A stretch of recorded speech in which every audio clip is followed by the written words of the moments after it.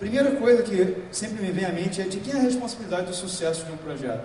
E aí eu sou obrigado a trazer uma nova metáfora para vocês, que é do rapazinho que está um pouco acima do peso, digamos assim, e ele vai numa nutricionista para fazer uma dieta. Chegando na nutricionista, ela tira as medidas dele, vê o peso, vê o percentual de gordura e tudo mais, passa uma dietinha e pede para ele voltar 2 semanas depois para fazer uma nova avaliação. Voltando 2 semanas depois, ela tira de novo o peso, descobre que ele não perdeu nada, ela tira de novo o percentual de gordura, descobre que não melhorou, deu até uma pioradinha, e ela então pergunta para ele, amigo, nesse período de 2 semanas você por acaso fez a dieta? E ele diz, não. Você por acaso fez exercícios? E ele diz, não. E eu estou muito chateado com a senhora, porque a senhora falou que se eu viesse aqui emagrecer, já é a segunda vez que eu estou vendo e até agora eu não emagreci.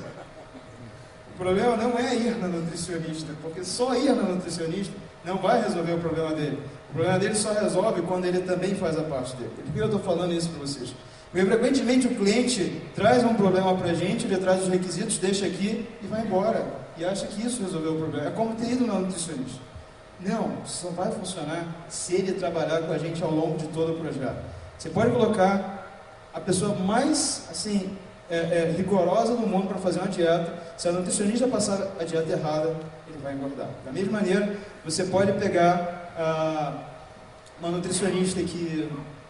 agora eu me perdi. Bom, mas enfim, vocês entenderam a ideia.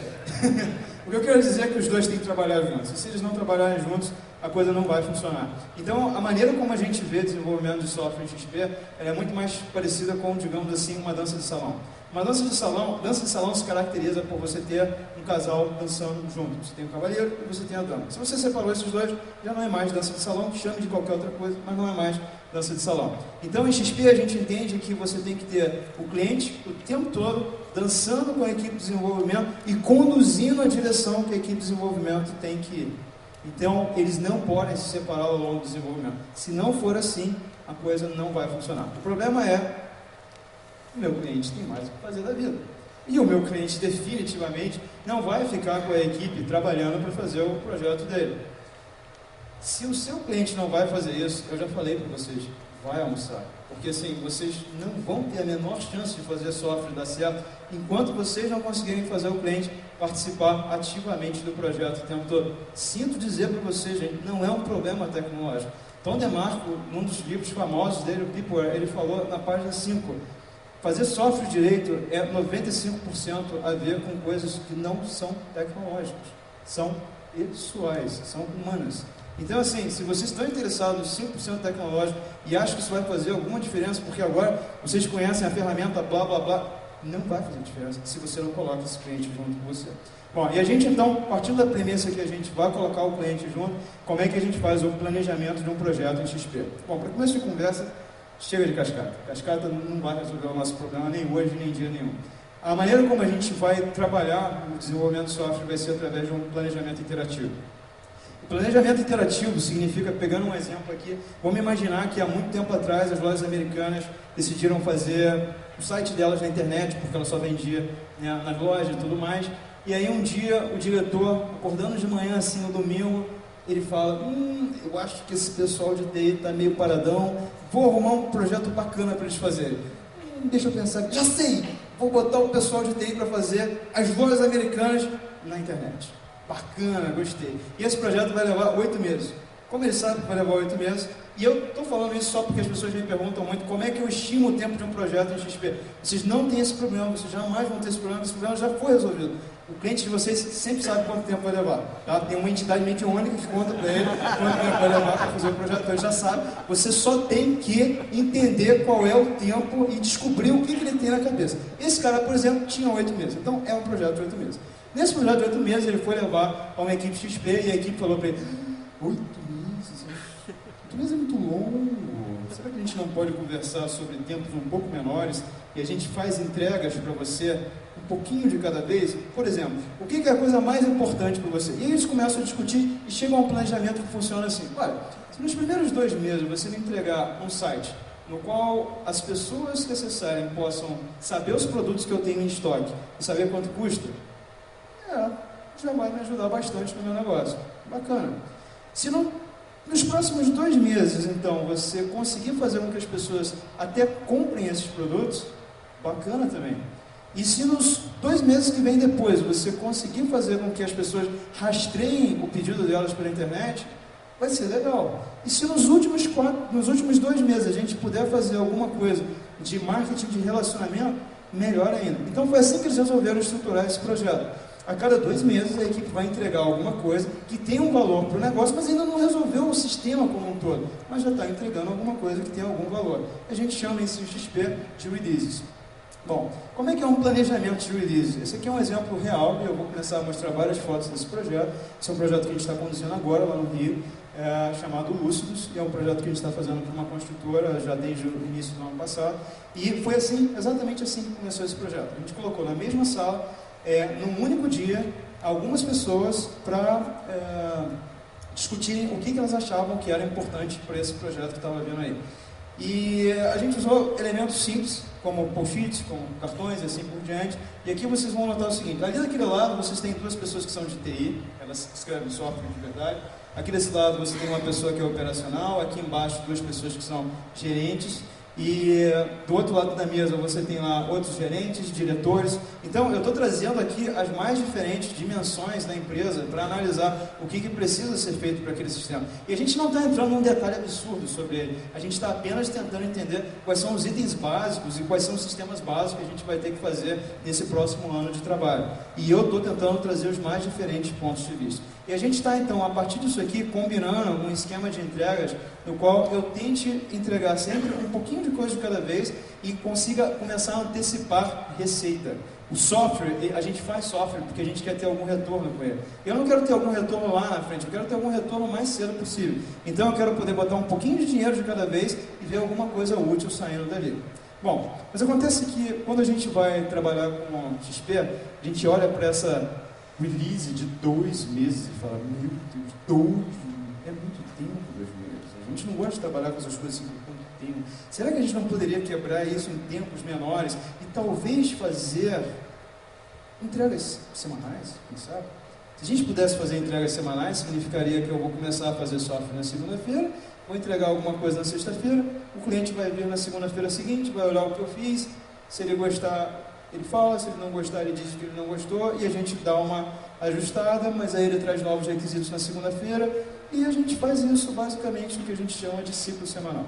O ciclo semanal em XP é o que seria equivalente ao sprint, por exemplo, no Scrum. A diferença é que normalmente no Scrum é mais comum, talvez o tempo seja um pouquinho maior, talvez 2 semanas, talvez 1 mês, e em XP ao longo do tempo ele foi evoluindo para trabalhar mais com ciclos de 1 semana, embora não tenha que ser necessariamente 1 semana. A importância aqui não é tanto o tempo em si, mas é o fato de você usar um time box, de você usar um time box bem definido e que é constante ao longo de todo o projeto. Então se a gente adota 1 semana, vai ser 1 semana ao longo de todo esse projeto. Se a gente adota 2 semanas, normalmente a gente vai querer que seja 2 semanas ao longo de todo o projeto. E basicamente o que a gente quer tentar fazer aqui é um ciclo no qual eu consiga, digamos assim, colocar um projeto inteiro dentro de 1 semana, mas não um projeto inteiro de 1 milhão de funcionalidades, um projeto inteiro talvez de 3 funcionalidades. Que eu consiga começar e terminar e dar feedback para o meu cliente. Então, normalmente as coisas começam assim. E isso aqui tudo é do mesmo projeto, isso acontece toda segunda-feira, tá? Várias pessoas se reúnem lá e elas já sabem disso desde antes de começar o projeto, porque já foi vendido para elas assim. Elas estão cansadas de saber que toda segunda-feira elas vão ter que ir lá e elas fazem isso. E elas fazem isso porque elas cada vez mais entendem que elas estão ganhando alguma coisa fazendo isso. Então elas vão, se reúnem e a gente começa a discutir, e agora, gente, o que a gente precisa fazer para a próxima semana? Depois de uma série de conversas, o cliente, ou alguém do cliente, nesse caso aqui o diretor da empresa, que é a pessoa que é, digamos assim, o cliente principal, ele começa a escrever histórias, e ele diz exatamente aquilo que ele quer para essa próxima interação, para essa 1 semana de trabalho. Não são muitas, como eu disse, são apenas algumas histórias, e essas histórias ele normalmente vai escrever em cartões, que são bastante simples, não são um caso de uso detalhado, não que não pudesse ser, mas nesse caso aqui, isso aqui resolve para a gente. Então, nesse cartão ele coloca com as palavras dele aquilo que ele gostaria que fosse feito naquela semana. Tá? E aí entra a parte em que os desenvolvedores começam a atuar. Os desenvolvedores se reúnem em torno desses cartões e começam a pensar: quanto tempo será que vai levar para eu fazer cada um desses cartões? E essa é uma informação importante, porque, veja só, esse cartão aqui, não basta ele ter o que precisa ser feito, ele tem que ter aquelas bolinhas lá em cima também. Aquelas bolinhas lá, cada equipe adota o que ela quiser como forma de identificação disso, mas aqui a nossa maneira é de dizer quanto tempo vai levar. Cada bolinha daquela leva um dia de trabalho. Então, se tem 3 bolinhas, vai levar 3 dias de trabalho. É o que a gente está querendo dizer com tudo ali. E por que é importante essa informação? Porque digamos que eu tenho aqui na mão 2 cartões, o cartão A e o cartão B. O cartão A é o mais importante que existe no planeta. O cartão B é o segundo mais importante. Acontece que o cartão A vai me custar R$1 milhão para fazer. O cartão B vai custar R$10 para fazer. Bom, dado essa configuração, essa semana em particular, eu acho que eu vou adiantando o nosso lado pelo B de R$10 e talvez durante a semana eu consiga entender um pouco melhor sobre o A e talvez diminuir esse valor de R$1 milhão para um valor mais interessante. Então reparem, não basta saber o que precisa ser feito, eu preciso entender quanto vai custar.